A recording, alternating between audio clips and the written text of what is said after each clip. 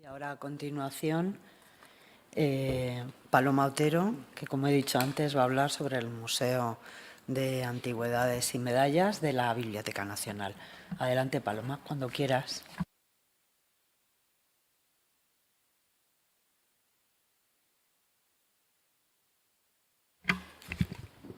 Bueno, pues después de este marco teórico que nos ha proporcionado Gloria Mora, vamos a cambiar a otro estrato de esta historia y vamos a hablar de un museo que probablemente ustedes no hayan oído hablar en su vida, que es el Museo de Medallas y Antigüedades, o de Antigüedades y Medallas, tanto tanto, de la Biblioteca Nacional, que aunque sea un gran desconocido para el público general, realmente es la primera colección pública de lo que hoy llamamos bienes culturales de nuestro país, es decir, de objetos históricos o de piezas arqueológicas. Una colección que además proporcionó la materia prima para muchos de los estudios históricos que ha mencionado Gloria, para el avance de la metodología científica a lo largo del siglo XVIII y que fue el punto de partida del museo en el que están ustedes hoy. Si consideramos a los museos como un organismo complejo, y más uno como este, que es un museo muy grande y muy complicado, se entiende rápidamente que no surgen de cero, sino que son producto de una evolución que a veces es muy larga. Si el Museo Arqueológico Nacional fuera un ser vivo y buscáramos esa ameba de la que procede en la lejanía, ¿cuál sería? Pues precisamente esa célula originaria sería el Museo de Medallas y Antigüedades de la Biblioteca Nacional, que nació como Real Biblioteca Pública en 1711. Esta Real Librería no estaba formada solo por libros, sino que, como todas las bibliotecas de la época, tenía también una colección de objetos o un gabinete de antigüedades. Por eso, al principio de la exposición, que espero que ya hayan ido todos ustedes a ver, aparece una evocación de ese primitivo gabinete de antigüedades, pero que también está colocado ahí porque entre todas las instituciones culturales que nacen en el siglo XVIII, la Real Librería o Real Biblioteca, como también se la conoce, no solo es la primera que aparece, sino que es la que mejor sirve para representar dos conceptos. Uno son los orígenes de la arqueología, el estudio del pasado a través de los restos materiales. Y el segundo son los orígenes de los propios museos, como un servicio público de acceso a las colecciones para todos. Sí que hay que tener en cuenta una cosa, y es no mirar al pasado ni juzgarlo con los ojos del siglo XXI. Ni los museos, ni las instituciones culturales, ni el público, ni las exigencias que se les podían hacer en el siglo XVIII o en el siglo XIX son comparables a las que hacemos hoy. Pero sí es cierto que vemos muchas cosas que son reconocibles y que seguimos haciendo hoy en la vida actual de los museos, como veremos en los próximos minutos. Pero yendo al tema. Al principio de estos 50 años que celebramos en este año, en 1867, ¿qué era ese Museo de Medallas y Antigüedades? Pues era esto. Bueno, antes de empezar, como ya ha dicho también Gloria, medallas es como se llamaba a las monedas con carácter histórico hasta finales del siglo XIX. Por eso, de ahí viene el nombre, pero en medallas entra cualquier moneda que estuviera fuera de circulación, para entendernos, ¿no? Las monedas eran las monedas de curso legal. Bueno, en este momento, en 1867, cuando se crea el Museo Arqueológico Nacional, el Museo de Medallas y Antigüedades no era cualquier cosa, era esto que ven ustedes aquí en la pantalla. Tenía unas 100.000 monedas y medallas ahora ya en sentido de medalla conmemorativa, y en torno a unas 1.000 antigüedades, y se convirtió con esa cifra en el núcleo del nuevo Museo Arqueológico Nacional, al que se unen también luego otras colecciones, pero que en este momento está compuesto en su más o menos un 80% por lo que eran los fondos del antiguo Museo de la Biblioteca. 10 años después, un recuento dio 120.052 piezas, lo que da idea del peso de estas colecciones en estos primeros momentos de vida del Arqueológico Nacional. Y no solamente se integraron las colecciones, también se trasladó el personal y algunos de ellos llegaron a terminar su vida laboral incluso como directores del nuevo museo. Bueno, ustedes me dirán, esto ya es más que una célula, esto ya es algo grande. Entonces, vamos más atrás aún y vamos al principio del todo. Vamos a 1711. Esto sería realmente la ameba, la primera instalación de la Real Librería Pública, que es lo que se ha querido evocar precisamente en la exposición, donde lo que se ha montado es un gabinete de estudio típico del siglo XVIII. Lo único es que en este caso concreto ese gabinete de estudio sí que se desarrolló hasta dar lugar a un museo, en una evolución que fue en paralelo al desarrollo de la ciencia arqueológica, pero también de la conciencia arqueológica. Y en este sentido hemos hecho un poquito de trampa en la exposición, o mejor dicho, bueno, ha sido una pequeña licencia en aras de la síntesis, porque lo que mostramos es solamente el principio del proceso. ¿Cómo se pasa de eso a esto, de aquí abajo? Es precisamente lo que vamos a ver ahora. ¿Y quién tiene la culpa? Bueno, la culpa la tienen ellos. Estos son los protagonistas de 1711, cuando Felipe V, que es el primer Borbón, crea la Real Librería Pública. Estamos en medio de la Guerra de Sucesión, todavía no ha terminado. Y Felipe V encuentra, que en ese momento además controla Madrid, Felipe V viene con la mentalidad francesa de las instituciones culturales de Luis XIV, y lo que hace es crear una Real Librería Pública, esto de pública es importante, como vamos a ver ahora, para reunir las colecciones que había en el Alcázar, que él encuentra en el Alcázar, que era el Palacio Real, las que incauta a los partidarios de Carlos de Austria, que es el otro contendiente en la Guerra de Sucesión, y pronto empiezan a unirse también otras colecciones que se van adquiriendo. Lo importante de esto es que la Real Librería Pública es la primera de las grandes instituciones culturales del siglo. Es anterior a la Academia de la Lengua, que nace un poquito después, en 1713, y más todavía la Real Academia de la Historia, que la sigue en 1738. La Real Librería se abrió al público muy poquito después de su creación, en marzo de 1712, aunque realmente no fue oficial hasta enero de 1716, que es cuando se promulga la célula de fundación. Y esto de la célula de fundación y todas estas constituciones y reglamentos que ven en pantalla también es importante, porque esta Real Librería no se debe confundir con las colecciones privadas del rey o con lo que luego dará lugar a patrimonio nacional. Hay veces que se habla en distintas publicaciones de colecciones reales para hablar de estos fondos, cuando se trata de la historia del Museo Arqueológico Nacional, pero realmente no son las colecciones particulares del rey. La biblioteca se convierte en una institución independiente que tiene una naturaleza administrativa distinta, función pública, regulaciones propias, que eran estos reglamentos o constituciones, y las colecciones estrictamente reales, como que habían pertenecido a la monarquía o habían sido formadas por los reyes austrias, son tan solo una parte de estos fondos. ¿Qué había en la Real Librería? Pues lo dice la propia cédula de fundación. Se ha juntado en ella el mayor número de libros que hasta ahora se ha podido, con algunos manuscritos, varios instrumentos matemáticos, porción de monedas, medallas y otras curiosidades, que ahora veremos las que son, para cuya subsistencia y manutención la he dotado con 8.000 pesos de renta al año, asignándolos en las del tabaco y naipes del reino, es decir, en los impuestos. No es una discrecionalidad del rey, que entrega dinero cuando le parece, sino que forma parte, digamos, de los presupuestos generales del Estado que diríamos ahora, ¿no? Y no solo son libros. Esto ocurría en todas las bibliotecas, desde al menos el siglo XVI, que también poseían colecciones de objetos que complementaban el saber de los libros y que se convertían en testimonio real físico de que lo que se contaba en los libros era real o no era real, porque eran muy conscientes de que efectivamente la historia se puede contar de muchas maneras, ¿no? Lo de las curiosidades, pues ahí entra un pack de objetos que luego también acaban dando pie a otras disciplinas históricas y también incluso, por ejemplo, objetos de historia natural, ¿no? Pero en estas colecciones jugaban un importante papel, por no decir el más importante en este momento, las monedas, porque eran, como decíamos, los testimonios físicos de lo que se decía en los libros. Las monedas permitían conocer el rostro de los emperadores.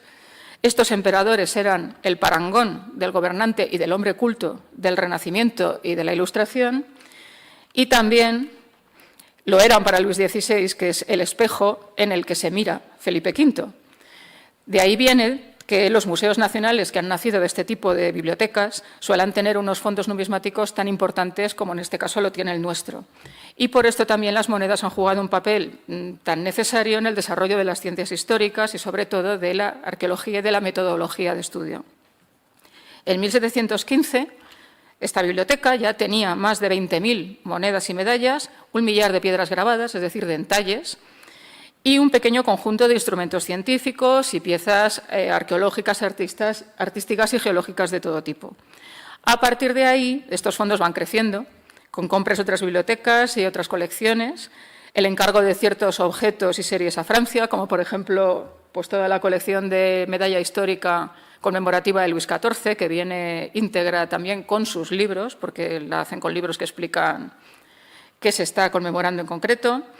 Se envían hallazgos arqueológicos producidos por todo el país, también del exterior, ya acaban apareciendo como los de Pompeya y Herculano, y hay comisiones que se envían también por el país y fuera del país, como a Italia, cuando lo hace Pérez Bayer, para acrecentar la colección.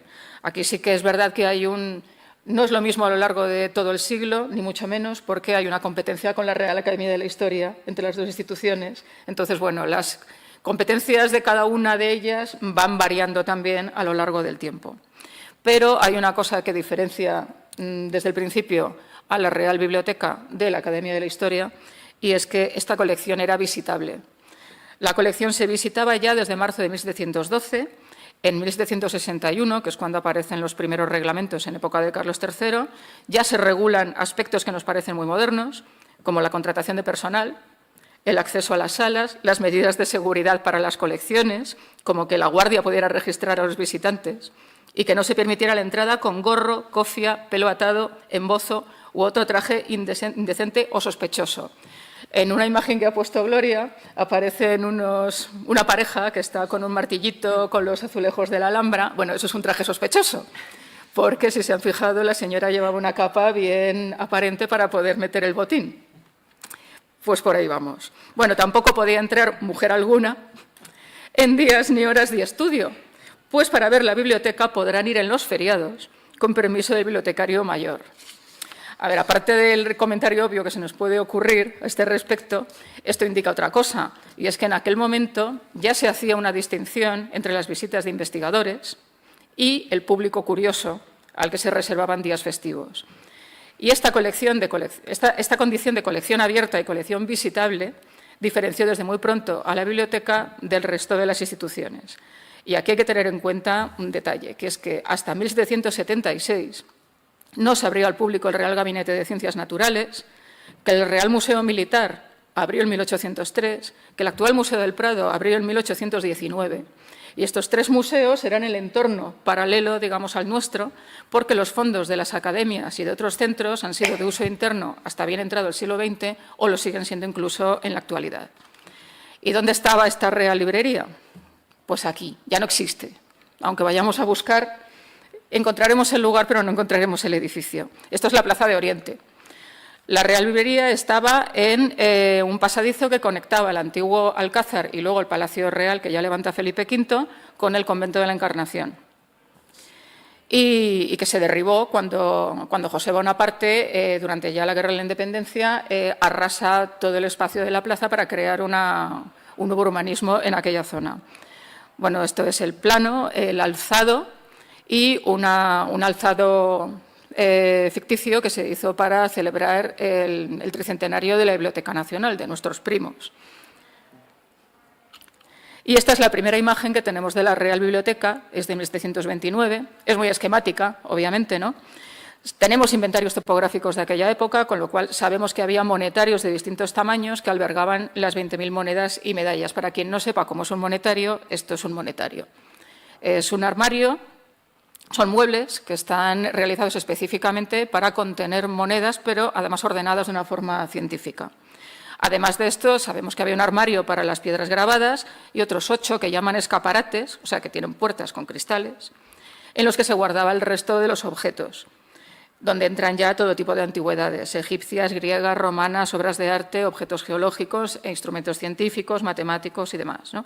Y que los altos de los armarios estaban adornados con bustos, con estatuas ecuestres y con otras esculturas de pequeño y mediano formato que, por cierto, podemos ver ahora en las salas de Moderna. Sí tenemos imágenes de otros gabinetes de la época y por esta descripción, al principio debía ser algo parecido a esto, ¿no?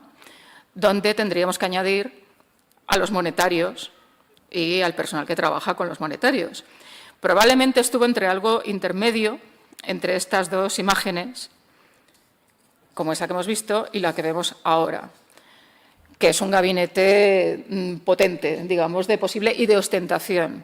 Tengamos en cuenta también que de lo que estamos hablando es de un servicio público y no de un gabinete de ostentación para visitas del rey, ¿no?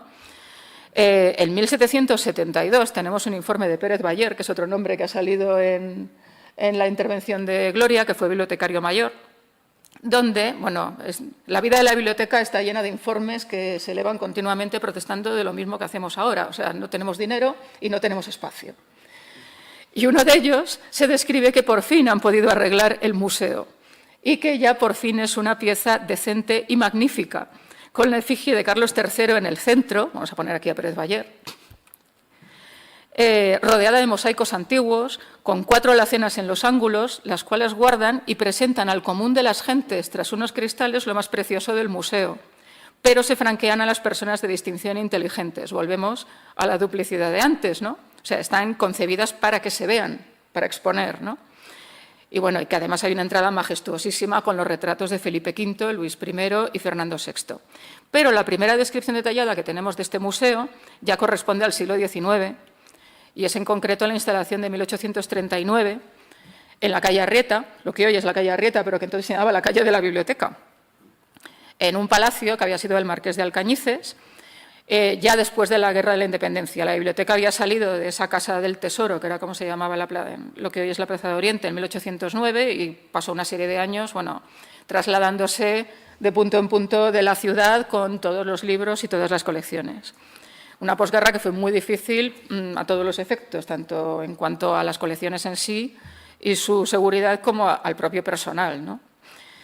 Entonces, en 1839 tenemos constancia escrita de cómo es la exposición permanente y de que lo es tal y como la concebimos hoy, pero sabemos que antes ya había abierto un par de veces, porque cada vez que cambió de edificio, bueno, abría con solemnidad, ¿no? Entonces habría abierto con solemnidad y Fernando VII en 1819 en otro edificio y luego otra vez en 1826 cuando se trasladan aquí. Pero no tenemos gran detalle. A partir de ahora sí que sabemos mucho más porque el museo aparece en las guías de Madrid y aparece en los libros de turismo que escriben los viajeros extranjeros. Y, bueno, ven aquí que ocupa 2 salas y cómo era el edificio en el exterior. Tampoco existe ya, porque lo tiraron después. Después fue la Asociación de la Prensa, cuando salió de allí la Biblioteca Nacional, y ya no existe tampoco ese edificio, pero está justo enfrente de la Encarnación. ¿Cómo sabemos sobre todo el detalle de esto? Bueno, pues gracias a este señor, que es Basilio Sebastián Castellanos, era el encargado del museo, anticuario encargado del museo en aquella época. Aquí le he traído en plan pipiolo a la mode, en la época en que empieza a trabajar en el museo, ¿no? Que él empieza a trabajar ahí en 1833 y poco después ya se hace este retrato, que ya mejora, digamos, ¿no? Ya tiene más conciencia del cargo. El cargo es anticuario. Y lo de anticuario en este caso es importante porque, como él dice, a los objetos de la ciencia se les llama antigüedades y al que los conoce científicamente se le llama anticuario. Y anticuario no es un puesto de plantilla dentro de la biblioteca, donde lo que es en este momento es oficial, pero sí es un cargo, digamos, que se le puede dar al encargado del museo. Que dicho sea de paso, a lo largo del siglo XVIII también en todos estos informes aparecen oscilaciones en los nombres y tanto es anticuario como conservador, que es algo, o sea, que al final la conclusión es que nos movemos siempre, dentro de la profesión nos movemos siempre dentro de los mismos nombres. Hemos cambiado muy poco, aunque creemos que hemos cambiado mucho. Y bueno, y también esto se ve en la carrera precisamente de Castellanos, que es un ejemplo de cómo se profesionaliza el cuidado, el control de las colecciones y el trabajo de los museos, ¿no? Realmente en el único museo, en este sentido, que existía en el momento. Porque estas son las funciones, algunas, esto es para abrumar un poquito, las funciones de Castellanos como anticuario del Museo de la Biblioteca. Todo esto sale de la vida laboral porque existen en los expedientes de personal, como existen ahora, ya existía la hoja de servicios y la vida laboral del personal. Y bueno, es muy parecido a muchas cosas que hacemos en la actualidad. Hace inventarios, informes, adquisiciones, atención al público y a los investigadores, diseño de la exposición, redacción de guías y publicaciones. Y Castellanos, además, es muy conocido, es más conocido, como el primer impulsor de la arqueología como disciplina científica en España, en buena parte partiendo de ese contacto con las colecciones del museo y aplicándola en su trabajo diario para ir aún más allá. Esto se sale completamente del objeto de esta charla, pero bueno, Castellanos tiene una actividad abrumadora en todos los ámbitos científicos que se nos puedan ocurrir. Él también crea una academia de arqueología que entra en directa competencia con la Academia de la Historia y que luego acaba desapareciendo. Enseñanza, divulgación. Es un personaje excesivo, muy peculiar, con un sentido de la propaganda y de la autopropaganda enorme, y entre las muchas cosas que hacía y escribía, pues decidió promocionar el museo. Empezó a escribir artículos en la prensa de la época, a poner anuncios y publicó la primera guía del museo en 1847, que otro signo de los tiempos ya había pasado de real a nacional en 1836 y a desvincularse de la Casa Real para pasar a depender del Ministerio de la Gobernación. Bueno, gracias a esta guía sabemos cómo era en concreto ese museo entre 1839 y 1867, que es cuando se desmonta para integrarse en el Museo Arqueológico Nacional. Y estaba dividido en dos salas, que se correspondían con las colecciones numismáticas y con las antigüedades. Empezando con el más grande, el Museo de Medallas estaba en la sala 16, se entraba. Bueno, esto que ven aquí sale precisamente de esta guía. Es un resumen más o menos de cómo estaba distribuido. También lo he puesto para hacer hincapié en una cosa, y es que aunque a veces se habla de que antes no existía discurso en los museos y era una amalgama de objetos puestos pues como venía bien, si hay un discurso que fuera muy diferente al que utilizamos ahora, no implica que no existiera un discurso en el siglo XIX, era diferente simplemente, ¿no? Entonces, bueno, se entraba al museo por una puerta con jambas estriadas sobre las que se leían letras doradas, Museo de Medallas. Lo que más llamaría la atención, bueno, tenía una, por no extenderme mucho, tenía una distribución histórica porque lo que se quería hacer era un mapa geográfico metálico o la historia metálica de cada nación, ¿no? Las piezas se exponían en las propias bandejas, que todavía las conservamos, y luego lo que más llamaría la atención sería la estantería, donde se conservaban las monedas dentro de monetarios. Bueno, esto, por si alguien se estaba durmiendo, pues lo he puesto ya para que se vea bien aquí el colorín, ¿no? Son algunas de las piezas que conservamos y que sabemos que estaban en las salas, ¿no? Lo más llamativo, pues ese armario que ven en el centro, había 38 armarios iguales, que aún conservamos, están en las salas nobles, que procedían de la Real Botica y que precisamente se trasladaron, los regaló Fernando VII en 1825 para alojar el monetario de la biblioteca. En este caso tenemos una ventaja, además para imaginar cómo era, pero ahora pasaremos a la siguiente. Antes sí quiero notar que, bueno, cuando se distribuyeron las colecciones, claro, entre la Biblioteca Nacional y la Biblioteca y el Museo Arqueológico Nacional, pues hubo cosas que se quedaron en un sitio o en otro, ¿no? Los armarios los tenemos aquí, esas bandejas proceden de la Real Biblioteca, pero, por ejemplo, el cuadro de la derecha está en la Nacional, porque era el cuadro de los reyes, pues se quedaron con él. Pero estaba en el Museo de Medallas en aquel momento. Bueno, y decía que tenemos una ventaja para saber cómo era más o menos esta sala, y es que aunque no tenemos foto, pero sí tenemos un grabado de cómo era en 1867 el primer montaje del Museo Arqueológico. Y que sabemos, porque nos lo dicen los textos, que replicaba casi en su totalidad pues cómo era esa sala de la calle Arrieta, ¿no?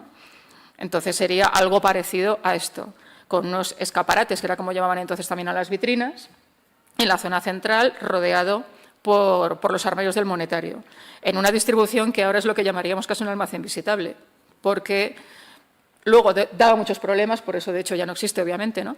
Pero todo estaba en el mismo lugar. Sabemos también que los estantes con los monetarios se montaron de forma muy parecida en el nuevo palacio, aquí donde estamos ahora mismo, en 1895, y además sabemos cómo era porque tenemos los estantes. Vaya, la estantería se sigue conservando ahora en la actualidad en las salas nobles. Luego teníamos otra sala, han visto en el plano, que era la sala 15, que era realmente la entrada al museo, que era el Museo de Antigüedades. Esto es otro esquema con lo que dice Castellanos de cómo era la sala y cómo era y qué tenía, porque realmente funciona como un catálogo guía. Está concebido, ese librito está concebido para ir por salas, supliendo la información que no existía en las salas, no había cartelas como las hay ahora, ¿no? Entonces las cartelas las llevaba el visitante en la mano, para entendernos. Y bueno, aparentemente era más la idea de museo antiguo que podemos tener todos en la cabeza, mientras que el monetario estaba muy organizado, esta sala no parece tan organizada. Aquí es más complicado que nos hagamos una idea de cómo era esta sala, porque la descripción no nos permite hacernos una idea muy clara del espacio, pero sí nos dice lo suficiente como para saber que tenía un espacio de introducción o de recibimiento, donde además estaban allí los estantes con los libros sobre las antigüedades monumentales y la numismática, reproducciones en yeso de los frisos del Partenón, y luego ya entrabas en la sala y aparecía todo esto, desde los retratos de los reyes, que se conservan hoy también, armarios con los incunables, que se consideraban también que tenían que ser parte, digamos, del museo de la biblioteca, no solamente de las salas de consulta de libros. Los originales de los catálogos se conservaban en el museo. Bueno, el busto de Quevedo, como es un literato, se lo quedó la Nacional, mientras que aquí, por ejemplo, sí sabemos que estaban pues, los mosaicos que procedían de Italia, los medallones que hizo Miguel Irazunta a principios del 18 de la familia real para decoro de la biblioteca, hasta el medallón de Alfonso V. Y es probable que las estanterías, si no eran estas que conservamos aún y una de las cuales se ha colocado en la exposición, fueran muy parecidas a esto. Debería dar un poco este aspecto y esto es lo que se ha intentado también reproducir en ese gabinete del principio de la exposición. Este mismo grabado que les he presentado de lo que era el monetario en el primer museo arqueológico, también existe el grabado, es mucho más grande. Esto no se lo pongo aquí para que vayan ustedes a la sala a verlo, que está allí reproducido en la sala de historia del museo y aparecen todas las salas que se montan en el primer Museo Arqueológico Nacional. Entonces, bueno, he cogido estos tres detalles que nos pueden hacer una idea de cómo debía de ser también esa primera sala con las anaquelerías y los objetos decorativos en las partes superiores y demás, ¿no? Pero realmente no sabemos exactamente cómo era, porque no tenemos esa ventaja. Pero tenemos otra. ¿Qué nos queda 150 años después de aquel museo? Bueno, pues nos quedan los armarios, que de hecho los hemos usado. Ahora mismo se utilizan para biblioteca las salas nobles, ¿no? Que fue cuando en 1950 se desmonta toda esa exposición de la fotografía y se destinan a biblioteca. Pero los utilizamos en el 99 para hacer una exposición de tipo historicista, donde los reconvertimos en vitrinas y ahí siguen estando. Nos quedan las piezas, que aquí pueden ver algunas, claro. A estas alturas, ya tantos años de historia después, el fondo de la biblioteca ya no es el 80% del museo, sino que puede que sea el 10%, pero no deja de ser un fondo muy importante en cuanto a conjunto.